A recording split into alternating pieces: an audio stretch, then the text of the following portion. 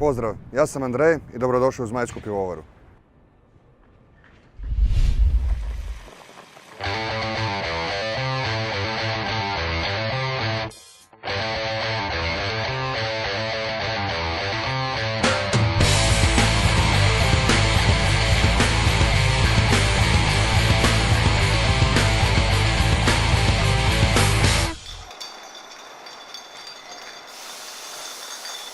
Za mene je kraft životni stil. To je odluka da kuhaš dobro i kvalitetno pivo. Kraft nije određen stil piva, bilo koje pivo može biti kraft. Kraft je kuhanje inovativnih i zanimljivih piva.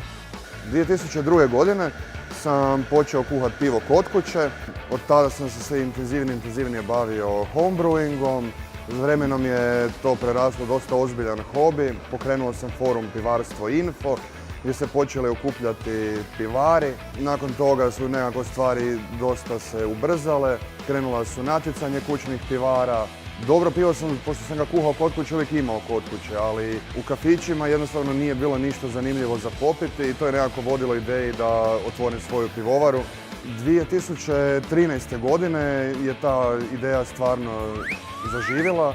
Osnovana je tvrtka na 8. mart, krenuo sam sa pisanjem biznis plana. U tome mi je dosta pomogao prijatelj Hrvoje Čirjak. Ja sam njega nekako zainteresirao za pivo. On je meni približio svijet financija. Kroz samo pisanje biznis plana i nekakvu realizaciju te ideje smo ujedno postali partneri.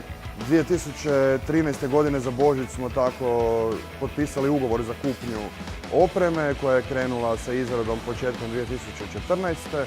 Da bi sve završilo time da 8.7.2014. smo skuhali prvo pivo na velikom sistemu. Piva smo predstavili 5.9. u zagrebačkom Tolkien's Houseu. Bili su to Pale Ale i Porter, a danas imamo 4 piva u stalnoj ponudi i 3 specijala. Na taj način smo postali jedan od začetnika kraft pivarstva u Hrvatskoj. Ime Zmajske pivovare nastalo je 2009. godine na jednom kampiranju za 1. maj, kad sam skuhao pivo radnog imena Majsko, prvo Majsko.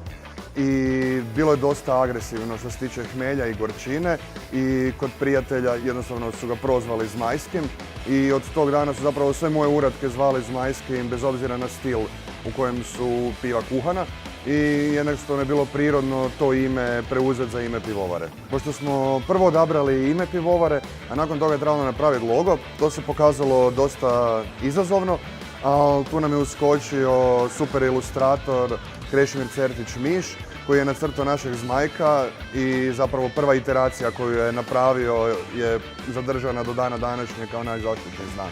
Ovaj serijal smo odlučili snimiti zato što postoji puno nepoznanica o pivu i koliko god se priča o pivu i kraft pivu, još uvijek imamo osjećaj da je jako malo toga rečeno. Mi ćemo vam prikazati kako mi to radimo, zašto to radimo i kako to izgleda u Zmajskoj pivovari. U idućim epizodama čuti ćete o sirovinama u proizvodnji piva, o ječmenom sladu, kvascu, hmelju, vodi, o kuhanju piva na homebrew sistemu, o kuhanju piva u našoj pivovari, zatim o pakiranju piva i čuvanju istoga te o pivskim stilovima. Živjeli!